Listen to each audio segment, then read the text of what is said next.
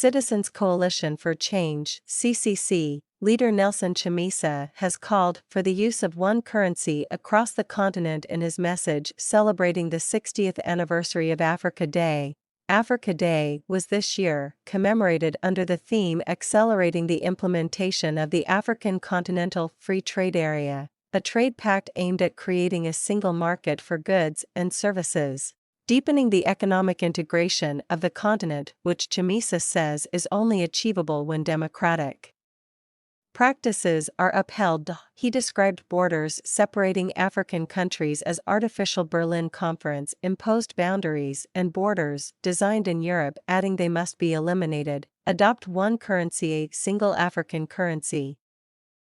A visa-free Africa. Build strong security, communication, media, economic and financial support systems and institutions, he wrote. The CCC leader further called for an end to election rigging and violence, which he said had become a norm in African countries. Chamisa is set to face ZANU-PF leader President Emmerson Mnangagwa in the August polls.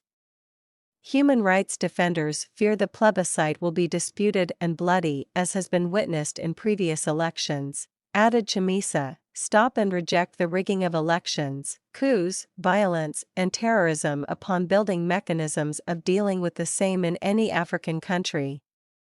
We must strengthen democracy and the responsibility to protect doctrine and framework. Africa cannot be truly free until all Africa and Africans are free. Africa cannot be fully secure until all Africa and Africans are secure. Africa will not be truly democratic until all Africa and Africans taste and enjoy the apple of democracy. Africa will not be truly developed until all Africa and Africans are developed. South African opposition party Economic Freedom Fighters EFF made similar calls to wipe poverty and removal of borders for free movement from one country to another.